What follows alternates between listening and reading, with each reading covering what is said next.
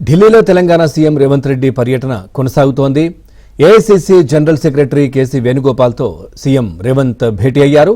CM Revanth వెంట deputy CM Bhatti Vikramarka, PCC chief Mahesh Goud, incharge Meenakshi Natarajan ఉన్నారు. AICC అబ్జర్వర్లు ఇచ్చిన నివేదికపై చర్చించారు.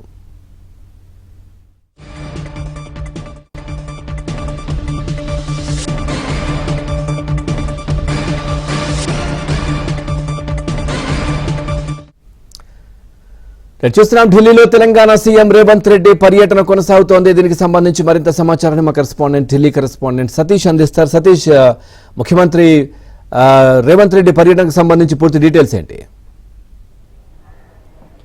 ఎస్ పవన్, సీఎం రేవంత్ రెడ్డి కాసేపటి క్రితమే ఢిల్లీ చేరుకున్న అనంతరం మధ్యాహ్నం 3 గంటలకు ఏఐసీసీ నూతన కార్యాలయం ఇందిరాభవన్లో సమావేశం ప్రారంభమైంది. AICC general secretary KC Venugopal నేతృత్వంలో ఒక కీలక సమావేశం జరుగుతుంది. ఈ సమావేశానికి సీఎం రేవంత్ రెడ్డితో పాటు deputy CM Bhatti Vikramarka, Telangana PCC చీఫ్గా ఉన్న మహేష్ కుమార్ గౌడ్, అదేవిధంగా కాంగ్రెస్ ఇన్ఛార్జ్గా ఉన్న మీనాక్షి నటరాజన్ నలుగురు కూడా సమావేశానికి హాజరయ్యారు. ఈ సమావేశంలో ప్రధానంగా జిల్లాలలో తాజాగా డీసీసీల నియామకానికి సంబంధించి ఇప్పటికే ఏఐసీసీ 22 మంది అబ్జర్వర్లను రాష్ట్రానికి పంపించింది. 7 రోజుల పాటు సుదీర్ఘంగా జిల్లాలో పర్యటించడం జరిగింది. అక్కడ పోటీ చేస్తున్న అభ్యర్థులు కావచ్చు, ఎవరైతే డీసీసీ పదవికి పోటీ పడుతున్నారో, ఇంకెవరు రేసులో ఉంటున్నారో వారికి సంబంధించిన ఒక డేటానంతా కూడా పరిశీలకులు తీసుకోవడం జరిగింది. అక్కడ కార్యకర్తల అభిప్రాయాలతో పాటు స్థానిక పార్టీ నేతల అభిప్రాయాలను సైతం కూడా అబ్జర్వర్లు ఇప్పటికే సేకరించారు. దానికి సంబంధించిన నివేదికను ఏఐసీసీకి అందజేయడం జరిగింది. అయితే అనంతరం పార్టీకి సంబంధించిన కీలక నేతలుగా ఉన్న అటు సీఎం రేవంత్ రెడ్డి కావచ్చు, డిప్యూటీ సీఎం భట్టి విక్రమార్క కావచ్చు,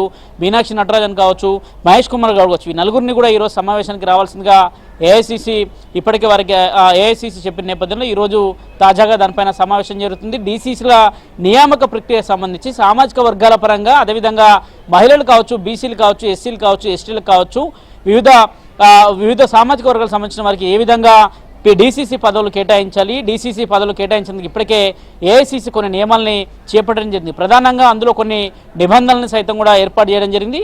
5 ఏళ్ల నుంచి పార్టీలో పనిచేస్తున్న వారు కావచ్చు, వారంతా కూడా అర్హులు అనే అంశాన్ని కూడా స్పష్టం చేయడం జరిగింది. కొత్త పాత లేదు, సామర్థ్యానికి మించి ఎవరు పనిచేస్తారో, ఎవరు కార్యకర్తలను ముందుకు తీసుకెళ్తారో, పార్టీని గ్రౌండ్ స్థాయిలో ఎవరు కిందికి తీసుకెళ్తారో వారికి సంబంధించి ప్రధానంగా డీసీసీల ఎంపిక ప్రక్రియ ఉంటుందని చెప్తున్నారు. వివిధ జిల్లాల్లో ఇప్పటికే డీసీసీలకు సంబంధించిన అంశంలో సామాజిక వర్గాలతో పాటు రెడ్డి కావచ్చు, బీసీ కావచ్చు, ఎస్సీ కావచ్చు, ఎస్టీ కావచ్చు, ఇట్లా అనేక సామాజిక వర్గాలకు సంబంధించిన అభ్యర్థులు పెద్ద ఎత్తున పోటీ పడుతూ వారు ఇప్పటికే ఒక అప్లికేషన్ సైతం కూడా ఏఐసీసీ పెట్టుకోవడం జరిగింది. వచ్చిన అబ్జర్వర్లు సైతం కూడా వారి నుంచి అదే నివేదికను స్వీకరించారు. అయితే బీసీ కులగణన చేసిన తర్వాత బీసీ కులగణన ఇంప్లిమెంట్ చేస్తామని చెప్తున్న నేపథ్యంలో ప్రధానంగా ఇప్పుడు కేటాయించబోయే కొత్త డీసీసీలకు సంబంధించిన విషయంలో ప్రధానంగా బీసీలతో పాటు వివిధ కులాలకు కూడా పెద్దపీట వేసేందుకు కూడా ఏఐసీసీ ప్రయత్నం చేస్తుంది. అందులో భాగంగానే మొదట నేతల యొక్క అభిప్రాయాలు తీసుకోబోతున్నారు. అందులో భాగంగానే 1-to-1 సమావేశాలు నిర్వహిస్తున్నారు.